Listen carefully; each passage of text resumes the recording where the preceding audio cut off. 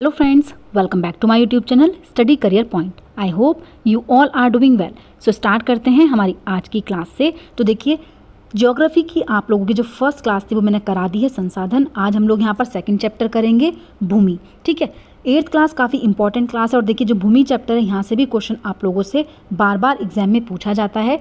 आज जो चैप्टर हम लोग यहाँ पर करने वाले हैं भूमि, मृदा, जल, प्राकृतिक वनस्पति और वन्य जीवन संसाधन। तो देखिए हर बार क्वेश्चन यहाँ से 1 से 2 क्वेश्चन आप लोगों के आए हुए हैं एग्जाम में। थ्योरी देखते हैं। इसके अलावा देखिए जो प्रीवियस ईयर के क्वेश्चन पेपर की सीरीज़ है वो भी आप लोगों की चल रही है, तो डेली क्लासेस लेते रहिए। काफ़ी इंपॉर्टेंट जो चीज़ें आप लोगों को कराई जा रही हैं एग्जाम तक, ऐसे ही आप लोगों की ये चीज़ें कंटिन्यू चलती रहेंगी। थ्योरी को भी रिवाइज करते रहिए क्योंकि अभी सिर्फ 1 मंथ आप लोगों के पास है, तो प्रीवियस ईयर के क्वेश्चन भी लगाते रहिए। इसके अलावा जो थ्योरी क्लासेस हैं आप लोगों की वो भी रिवाइज करते रहिए। स्टार्ट करते हैं देखिए हमारी आज की क्लास से। फर्स्ट जो पॉइंट है देखिए भूमि। भूमि क्या होती है? भूपृष्ठ के कुल क्षेत्रफल का लगभग 30% भाग जो है वो क्या है? भूमि है। मुख्यतः भूमि और जलवायु के भिन्न भिन्न लक्षणों के कारण विश्व के विभिन्न भागों में जनसंख्या का वितरण असमान पाया जाता है। तो देखिए जनसंख्या का जो असमान वितरण है वो किस वजह से पाया जाता है? तो भूमि और जलवायु की वजह से। ठीक है, नेक्स्ट देखिए यहाँ पर है भूमि उपयोग। भूमि का उपयोग किस तरीके से किया जाता है? तो देखिए भूमि का उपयोग विभिन्न कार्यों के लिए किया जाता है, जैसे कृषि, वानिकी, खनन, सड़कों और उद्योगों की स्थापना। साधारणतः इसे भूमि उपयोग कहते हैं। भूमि का उपयोग भौतिक कारकों द्वारा निर्धारित किया जाता है, जैसे स्थलाकृति, मृदा, जलवायु, खनिज और जल की उपलब्धता। ठीक है, नेक्स्ट है मानवीय कारक, जैसे जनसंख्या और प्रौद्योगिकी भूमि उपयोग प्रतिरूप के महत्वपूर्ण निर्धारक होते हैं।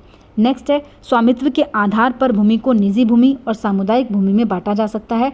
देखिए निजी भूमि जिसपे व्यक्तियों के स्वामित्व होते हैं, ठीक है, और जो सामुदायिक भूमि होती है जिस पर हम लोग क्या करते हैं, इसका उपयोग समुदाय से संबंधित व्यक्तियों के लिए किया जाता है, जैसे चारा, फलों, नट या फिर औषधीय बूटियों को एकत्रित करना। ठीक है, नेक्स्ट पॉइंट है वर्तमान में कृषि और निर्माण संबंधी गतिविधियों के प्रसार के कारण निम्नीकरण, भूसंकलन, मृदा अपरदन, मरुस्थलीकरण पर्यावरण के लिए प्रमुख खतरा बन चुके हैं। ठीक है, तो देखिए वर्तमान में जो कृषि और निर्माण संबंधी गतिविधियां हैं उनके प्रसार के कारण क्या हो रहा है? भूसंकलन हो रहा है, मृदा अपरदन हो रहा है। ये क्या हो गया है? ये आज के समय में बहुत बड़ा खतरा बन चुका है। नेक्स्ट पॉइंट देखिए यहाँ पर है भूमि संसाधन का संरक्षण। संरक्षण किस तरीके से किया जा सकता है? देखिए जो भूमि संसाधन है, बढ़ती जनसंख्या, इसकी बढ़ती मांगों के कारण वन, भूमि और कृषि योग्य भूमि का बड़े पैमाने पर विनाश हो रहा है। वन रोपण, भूमि उद्धार, रासायनिक कीटनाशकों और उर्वरकों के विनियमित उपयोग और अतिचारण पर रोक आदि भूमि संरक्षण के लिए प्रयुक्त कुछ सामान्य तरीके हैं। तो देखिए अगर हम लोग रासायनिक कीटनाशकों का यूज़ करना बंद कर दें, जो उर्वरक हम लोग यूज़ कर रहे हैं खेतों में उसको बंद कर दें, तो इससे भूमि का संरक्षण रोका जा सकता है। नेक्स्ट देखिए यहाँ पर है मृदा। मृदा किसको कहा जाता है? पृथ्वी के पृष्ठ पर दानेदार कणों के आवरण की पतली परत जो होती है वो मृदा कहलाती है। यह भूमि से निकटता से जुड़ी हुई है। स्थल रूप मृदा के प्रकार को निर्धारित करते हैं। मृदा का निर्माण चट्टानों से प्राप्त खनिजों और जैव पदार्थ तथा भूमि पर पाए जाने वाले खनिजों से होता है। नेक्स्ट देखिए यहाँ पर दिया गया है भूसंकलन। भूसंकलन क्या होता है? भूसंकलन को सामान्य रूप से शैल, मलबा या ढाल से गिरने वाली मिट्टी के बृहद संचलन के रूप में परिभाषित किया जाता है। वे प्राय भूकंप, बाढ़ और ज्वालामुखी के साथ घटित होते हैं। लंबे समय तक भारी वर्षा होने से भूसंकलन हो जाता है। ठीक है, नेक्स्ट देखिए यहाँ पर है, देखिए एक तरीके से पृथ्वी का दिखाया गया है। यहाँ पर देखिए जनक चट्टानें दी गई हैं, उसके बाद आप लोगों का अपक्षयी चट्टानी पदार्थ हैं, लास्ट में आपका बालू, गांध, क्ले के साथ उपमृदा और लास्ट में जो होता है वो होता है ह्यूमस और वनस्पति के साथ ऊपरी मृदा। ठीक है, तो ये आप लोगों का क्या हो गया, जो पृथ्वी है उसके अंदर किस किस तरीके से यहाँ पर देखिए वनस्पति, उसके नीचे जो बालू, गांध है, उसके बाद चट्टानी पदार्थ हैं और जनक चट्टानें हैं यहाँ पर दिखाई गई हैं। नेक्स्ट देखिए मृदा निर्माण के कारक। मृदा निर्माण के कारक कौन कौन से हैं? मृदा निर्माण के मुख्य कारक जनक शैल का स्वरूप, जलवायवीय कारक हैं। मृदा निर्माण के अन्य कारक स्थलाकृति, जैव पदार्थों की भूमिका, मृदा निर्माण के संगठन में लगा समय है। अलग अलग स्थानों में ये भिन्न भिन्न होते हैं। जैसे अगर हम लोग देखें यहाँ पर बात करें, जनक शैल रंग, गठन, रासायनिक गुणधर्म, खनिज मात्रा, जो पारगम्यता होती है उसको निर्धारित करते हैं। इसके अलावा उच्चावच, तुंगता और ढाल मृदा के संचय को निर्धारित करते हैं। वनस्पति जात, प्राणी जात, सूक्ष्म जीव ह्यूमस निर्माण की दर को प्रभावित करते हैं। इसके अलावा जलवायु, तापमान, वर्षा, अपक्षय और ह्यूमस निर्माण की दर को प्रभावित करते हैं। ठीक है, समय मृदा परिच्छेदिका की मोटाई को निश्चित करता है। नेक्स्ट पॉइंट पर चलते हैं। देखिए, मृदा का निम्नीकरण क्या होता है? मृदा का निम्नीकरण और संरक्षण के उपाय। मृदा अपरदन और क्षीणता मृदा संसाधन के दो मुख्य खतरे हैं। मानवीय और प्राकृतिक दोनों ही कारकों से मृदाओं का निम्नीकरण हो सकता है। मृदा के निम्नीकरण में सहायक कारक वनोन्मूलन, अतिचारण, रासायनिक उर्वरकों और कीटनाशकों का अत्यधिक उपयोग, वर्षा दोहन, भूसंकलन और बाढ़ है। ठीक है, मृदा संरक्षण की कुछ विधियां निम्न प्रकार से हैं। अब देखिए, इन विधियों से क्वेश्चन आया हुआ है आप लोगों का कि कौन कौन सी विधि हैं जो मृदा का संरक्षण बनाने के लिए, मृदा संरक्षण के उपाय के लिए यूज़ की जाती हैं। तो सबसे पहला जो पॉइंट यहाँ पर है, देखिए, वो है मल्च बनाना। ठीक है, कौन सा आता है? मल्च बनाना। पौधों के बीच अनावृति भूमि जैव पदार्थ जैसे घास फूस से ढक दी जाती है। इससे मृदा की आर्द्रता रुकी रहती है। देखिए, क्या करते हैं कि यहाँ पर जो घास फूस होते हैं उससे जो भूमि होती है उसको ढक दिया जाता है, मृदा की आर्द्रता इससे रुकी रहती है। नेक्स्ट होता है, देखिए, वेदिका फॉर्म। वेदिका फॉर्म चौड़े समतल सोपान और वेदिका तीव्र ढालों पर बनाए जाते हैं ताकि सपाट सतह फसल उगने के लिए उपलब्ध हो जाए। इससे पृष्ठीय प्रभाव और मृदा अपरदन कम हो जाता है। नेक्स्ट है समुच्चय रेखीय जुताई। एक पहाड़ी ढाल पर समोच्च रेखाओं के समानांतर जुताई ढाल से नीचे बहते जल के लिए एक प्राकृतिक अवरोध का निर्माण करती है। देखिए, 3 पॉइंट तो यहाँ पर होगा, कौन कौन से? मल्च बनाना, वेदिका फॉर्म और समुच्चय रेखीय जुताई। मेन आप लोगों को ये पॉइंट ध्यान रखने हैं क्योंकि यही पॉइंट आप लोगों से पूछे गए हैं। नेक्स्ट है, देखिए, रक्षक मेखलाएं। तटीय प्रदेशों और सूक्ष्म प्रदेशों में पवन गति रोकने के लिए वृक्ष कतारों में लगाए जाते हैं ताकि मृदा आवरण को बचाया जा सके। समुच्चय रेखीय रोधिकाएं। समुच्चय रेखाओं पर रोधिकाएं बनाने के लिए पत्थरों, घास, मृदा का उपयोग किया जाता है। रोधिकाओं के सामने जल एकत्र करने के लिए खाइयां बनाई जाती हैं। और देखिए, नेक्स्ट यहाँ पर है चट्टान बांध। यह जल के प्रभाव को कम करने के लिए बनाए जाते हैं। यह नालियों की रक्षा करते हैं और मृदा क्षति को रोकते हैं। ठीक है, नेक्स्ट देखिए, यहाँ पर पॉइंट है बीज की फसल उगाना। बीज की फसल उगाना वर्षा दोहन से मृदा को सुरक्षित रखने के लिए अलग अलग समय पर भिन्न भिन्न फसलें एकांतर कतारों में उगाई जाती हैं। अब देखिए, नेक्स्ट जो यहाँ पर है वो है जल। देखिए, यहाँ से भी क्वेश्चन आया हुआ है, किस तरीके से पूछा गया तो वो आपको बताती हूँ।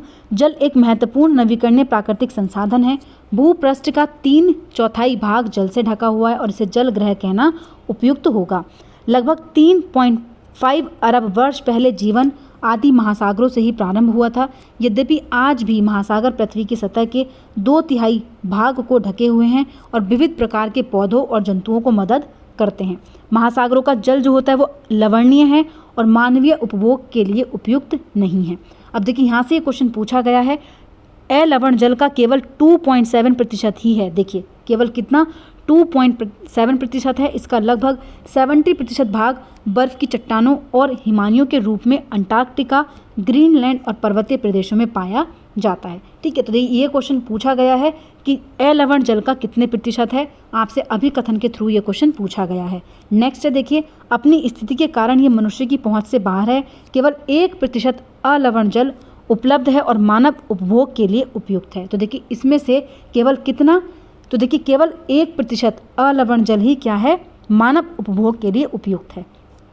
नेक्स्ट है, यह भूम जल नदियों और झीलों में पृष्ठीय जल के रूप में तथा वायुमंडल में जलवाष्प के रूप में पाया जाता है। नेक्स्ट पॉइंट है, इसीलिए अलवणीय जल पृथ्वी का सबसे अधिक मूल्यवान पदार्थ है। पृथ्वी पर जल न बढ़ाया जा सकता है और न ही घटाया जा सकता है। इसकी कुल मात्रा स्थिर रहती है। इसकी प्रचुरता में विविधता प्रतीत होती है क्योंकि यह वाष्पीकरण, वर्षण और वहाँ की प्रक्रियाओं द्वारा महासागरों, वायु, भूमि और पुनः महासागरों में चक्रण द्वारा निरंतर गतिशील रहे। इसे ही क्या कहते हैं? जल चक्र कहा जाता है। ठीक है, क्या होता है? देखिए, जल चक्र में वाष्पीकरण होता है, वर्षण होता है। ठीक है, और ये प्रक्रिया जो होती है ये पुनः चलती रहती है, निरंतर चलती रहती है।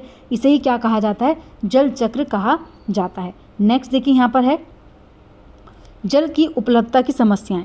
विश्व के कई प्रदेशों में जल की कमी है। अधिकांश अफ्रीका, पश्चिमी एशिया, दक्षिण एशिया, पश्चिमी संयुक्त राज्य अमेरिका के भाग, उत्तर पश्चिमी मैक्सिको, दक्षिण अमेरिका के भाग और संपूर्ण ऑस्ट्रेलिया अलवणीय जल की आपूर्ति की कमी का सामना कर रहे हैं। ये देश ऐसे जलवायु प्रदेशों में स्थित हैं जहां अक्सर सूखा पड़ता रहता है।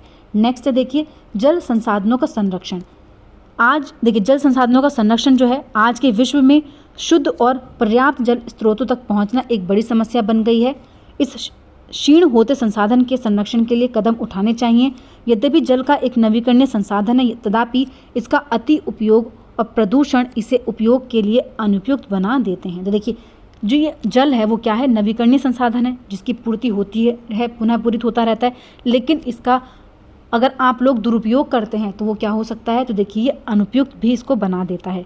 अशोधित और आंशिक रूप से शोधित बाहित मल, कृषि रसायनों का विसर्जन और जल निकायों में औद्योगिक बहिस्राव जल के प्रमुख संदूषक हैं। नेक्स्ट पॉइंट है देखिए, इसमें शामिल नाइट्रेट धातुएं पीड़कनाशी होते हैं, जल को प्रदूषित कर देते हैं। इसमें से अधिकांश रसायन अजैव निम्नकरणीय होने के कारण जल द्वारा मानव शरीर में पहुंच जाते हैं। इन प्रदूषकों को जल निकायों में छोड़ने से पूर्व बहिस्रावों को उपयुक्त विधि से शोधित करके जल प्रदूषण नियंत्रित किया जा सकता है। वन और अन्य वनस्पति आवरण धरातलीय प्रभाव को मंद करते हैं और भूमिगत जल को पुनः पूरित करते हैं। जल संग्रहण पृष्ठीय प्रभाव को बचाने की दूसरी विधि है। जल रिसाव को कम करने के लिए खेतों को संचित करने वाली नहरों को ठीक से पक्का करना चाहिए। रिसाव और वाष्पीकरण से होने वाली जल क्षति को रोकने के लिए क्षेत्र की स्प्रिंकलों से सिंचाई करना अधिक प्रभावी विधि है। तो देखिए यहाँ पर संरक्षण के उपाय दिए जा रहे हैं ये। नेक्स्ट देखिए यहाँ पर वाष्पीकरण की अधिक दर वाले शुष्क प्रदेशों में सिंचाई की ड्रिप और टपकन विधि बहुत उपयोग होती है। सिंचाई की इन विधियों को अपनाकर बहुमूल्य जल संसाधन को संरक्षित किया जा सकता है। अति उपयुक्त और प्रदूषण इसे उपयोग के लिए अनुपयुक्त बना देते हैं। अशोधित या फिर आंशिक रूप से शोधित वाहित मल, कृषि रसायनों का विसर्जन और जल निकायों से औद्योगिक बहिस्राव जल के प्रमुख संदूषक हैं। तो देखिए यहाँ पर जितने भी ये पॉइंट्स आप लोगों को बताए जा रहे हैं ये जल संरक्षण के लिए हैं। ठीक है, नेक्स्ट देखिए यहाँ पर इनमें शामिल नाइट्रेट धातुएं और पीड़कनाशी जल को प्रदूषित कर देते हैं। इनमें से अधिकांश रसायन अजैव निम्नकरणीय होने के कारण जल द्वारा मानव शरीर में पहुंच जाते हैं। अब देखिए वन्य और अन्य वनस्पति आवरण धरातलीय प्रभाव को मंद कर देते हैं और भूमिगत जल को पुनः पूरित करते हैं। नेक्स्ट देखिए यहाँ पर जो पॉइंट दिया गया है प्राकृतिक वनस्पति और वन्य जीवन। देखिए प्राकृतिक वनस्पति और वन्य जीवन केवल स्थलमंडल, जलमंडल और वायुमंडल के बीच जुड़े एक संकरे क्षेत्र में ही पाए जाते हैं जिसे हम जैव मंडल कहते हैं। जैव मंडल में सभी जीवित जातियां जीवित रहने के लिए एक दूसरे से परस्पर संबंधित और निर्भर रहती हैं। इस जीवन आधारित तंत्र को परितंत्र कहते हैं। वनस्पति और वन्य जीवन बहुमूल्य संसाधन है। पौधे हमें इमारती लकड़ी देते हैं, प्राणियों को आश्रय देते हैं, ऑक्सीजन उत्पन्न करते हैं जिससे हम सांस लेते हैं, फसलों को उगाने के लिए आवश्यक मृदा की सुरक्षा करते हैं, रक्षक मेखला के रूप में कार्य करते हैं, भूमिगत जल के संग्रह में सहायता करते हैं, हमें फल, लेक्टस, तारपीन का तेल, गोंद, औषधीय पौधे और कागज प्रदान करते हैं जो आपके अध्ययन के लिए अत्यधिक आवश्यक है। नेक्स्ट देखिए यहाँ पर वन्य जीवन के अंतर्गत जंतु, पक्षी, कीट और जलीय जीव रूप आते हैं। उनसे हमें दूध, मांस, खाल और ऊन प्राप्त होते हैं। इसके अलावा कीट जैसे मधुमक्खी हमें शहद मिलता है, इनसे फूलों के परागण में मदद करती हैं और परितंत्र में अपघटक के रूप में एक महत्वपूर्ण भूमिका निभाती हैं। चिड़ियाँ अपने भोजन के लिए कीटों पर निर्भर हैं और अपघटकों के रूप में कार्य करती हैं। इसी प्रकार देखिए गिद्ध जो गिद्ध होता है वो मृत जीव जंतुओं को खाने के कारण एक अपमार्जक है और पर्यावरण का एक महत्वपूर्ण शोधक समझा जाता है। इसलिए प्राणी चाहे बड़े हों अथवा छोटे सभी परितंत्र के संतुलन को बनाए रखने के लिए अनिवार्य होते हैं। ठीक है, नेक्स्ट देखिए यहाँ पर है प्राकृतिक वनस्पति का वितरण। देखिए वनस्पति की वृद्धि मुख्य रूप से तापमान और आर्द्रता पर निर्भर करती है।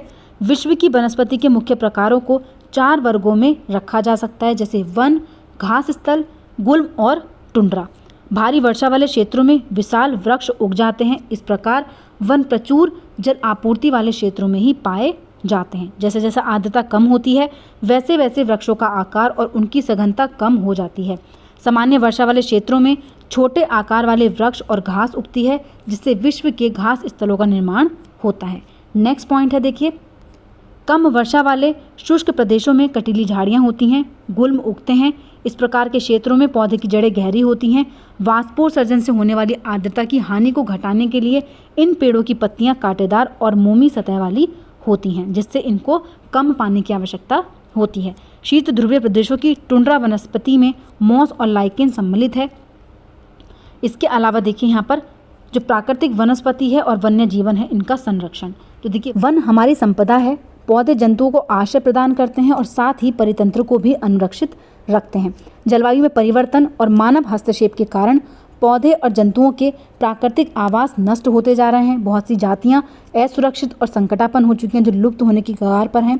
वनोन्मूलन, मृदा अपरदन, निर्माण कार्य, दावानल और भू संकलन में कुछ मानव और प्राकृतिक कारण हैं जो मिलकर इन महत्वपूर्ण प्राकृतिक संसाधनों के लुप्त होने की प्रक्रिया को बढ़ावा देते हैं। नेक्स्ट जो पॉइंट है देखिए, राष्ट्रीय उद्यान, वन्य जीवन अभ्यारण्य, जैव मंडल हमारी प्राकृतिक वनस्पति और वन्य जीवन को सुरक्षित रखने के लिए बनाए जाते हैं। संकरी घाटियों, झीलों और आर्द्र भूमि का संरक्षण मूल्यवान संसाधन नष्ट न हो इससे बचाने के लिए आवश्यक है। बहुत से देश पक्षियों और पशुओं को मारने और उनके व्यापार करने के विरुद्ध हैं। इसके अलावा देखिए भारत में शेरों, चीतों, हिरणों, भारतीय सारंग और मोर को मारना अवैध है। तो देखिए ये पॉइंट्स आप लोगों के थे आज के चैप्टर में। तो जितने भी इंपॉर्टेंट पॉइंट्स इस चैप्टर से थे सारे मैंने आप लोगों को करा दिए हैं। ठीक है, अगर आप लोगों को मेरी क्लास अच्छी लगी हो तो प्लीज़ मेरे चैनल को लाइक करें, सब्सक्राइब करें और शेयर करें। ऐसे ही और वीडियोज़ के लिए मेरे चैनल पर बने रहिए। Thank you.